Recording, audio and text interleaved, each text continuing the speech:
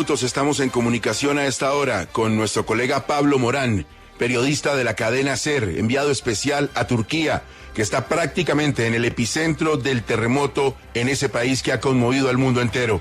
Pablo, un abrazo desde Colombia. Hola Gustavo, ¿cómo estáis? Muy buenos días.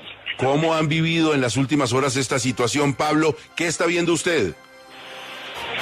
Pues mira, ahora mismo estoy en la ciudad de Adiyaman, que como decías, está muy cerca, muy pocos kilómetros del epicentro del terremoto, y lo que estamos viendo delante son las labores de rescate de las personas que pueden seguir atrapadas entre los escombros de las cientos, las decenas de casas que se han venido abajo.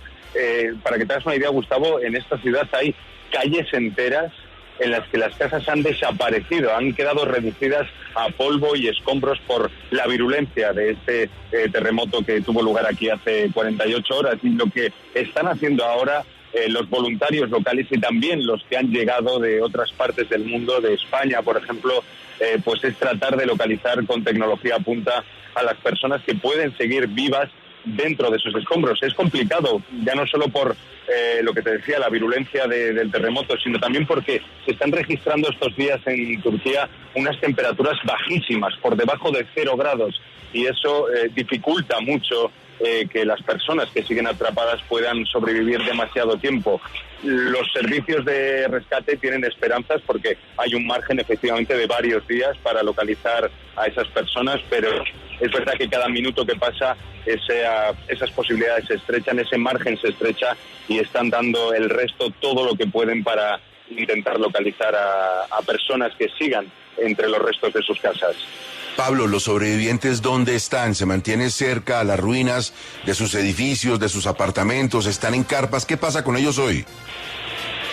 Es uno de los grandes dramas, Gustavo, desde luego, de esta tragedia, porque muchas personas, muchas familias se han quedado sin casa, y como te decía, con estas temperaturas tan frías, pues tienen que pasar la noche a la intemperie. Hay una imagen, yo creo que es icónica, de lo que es el día después de este terremoto, que son decenas de hogueras improvisadas en las calles en las que se arremolinan las personas, las familias, para intentar entrar en calor y combatir ese frío, esas temperaturas bajo cero que te comentaba.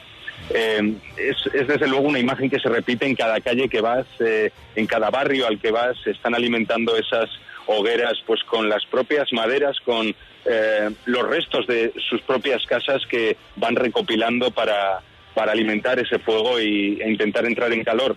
Lo que vemos aquí es cierta desesperación, también algo de desesperanza. Vemos como muchos de los supervivientes se acercan a esos restos e intentan llamar a las personas conocidas, a sus seres queridos que creen que siguen dentro, con la esperanza de que alguien les devuelva ese saludo, que les haga indicar que siguen con vida. Y ahí es cuando entrarían en juego los especialistas de rescate, los bomberos, que han venido de diferentes partes del mundo. Pablo, esta es una zona en el sur de Turquía que está, digamos, entiendo que muy lejos de las ciudades capitales. ¿Qué tan grandes eran estos centros urbanos, o al menos el centro urbano en el que está usted? Bueno, son ciudades importantes, Gustavo. Es verdad que está lejos de Estambul o de Ankara. De Estambul hay como unos 1000 kilómetros, a Ankara unas 4 horas en coche, pero es verdad que estamos hablando de ciudades grandes, importantes, de hasta 2 millones de personas. Hay varias ciudades así en torno al epicentro del terremoto, con lo cual sí que es verdad que, aunque no sean conocidas, son ciudades bastante pobladas. Hay que tener también en cuenta que hay en esta zona de Turquía muchos refugiados sirios que han huido de la guerra, han cruzado la frontera y estaban aquí desde hace ya muchos años, pues intentando escapar de la guerra, y ahora tienen que sobrevivir a esa doble tragedia, ¿no? Primero fue la huida de la guerra y ahora es este terremoto que les ha dejado sin casa y con muy pocos recursos para seguir adelante.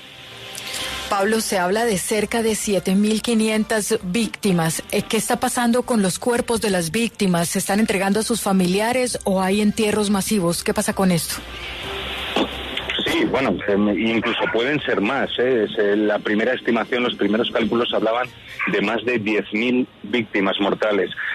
Y no sé, yo tengo dudas hasta ahora de que se pueda superar esa cifra, porque realmente, como os decía, absolutamente todo lo que nos rodea es un mar de escombros, hasta donde alcanza la vista.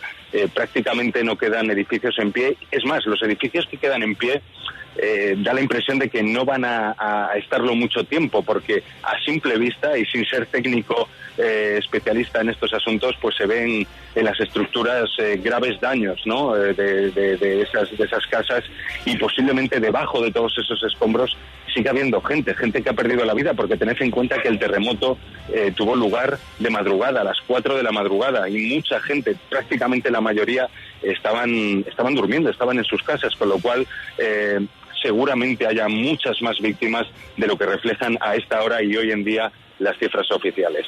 Pablo, sé que está en cumplimiento de su deber, no quiero quitarle más tiempo, le voy a hacer una última pregunta. Pablo, ¿qué hay en su corazón viendo esto? Pues mira, yo llevo 25 años de oficio y la verdad es que me cuesta pensar en otro contexto tan complicado de contar, ¿no? Por muchas razones, por todo lo que os acabo de contar, porque es una zona de difícil acceso. Los brigadistas internacionales que vienen aquí tienen que pasar primero por Estambul, por Ankara. Eso les retrasa todavía más la llegada aquí y complica mucho, ¿no? La llegada y el rescate de las personas que puedan quedar entre los escombros. Yo, desde luego, Gustavo, que me quedo con esa imagen que te describí antes, personas que se acercan a los restos de sus casas e intentan llamar con la esperanza de que alguien les conteste. Desde luego que para mí esa ha sido una imagen muy impactante.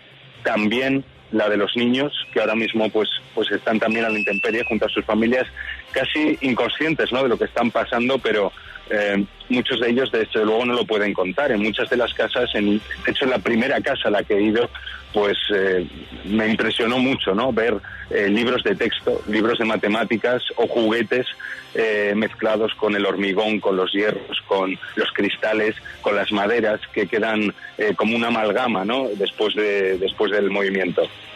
Pablo, querido, un abrazo grande, a trabajar adelante con ánimo, con espíritu, con tacto por esta gente, y felicitaciones por ese gran trabajo, Pablo. Muchísimas gracias, Gustavo, aquí estoy para lo que necesitéis.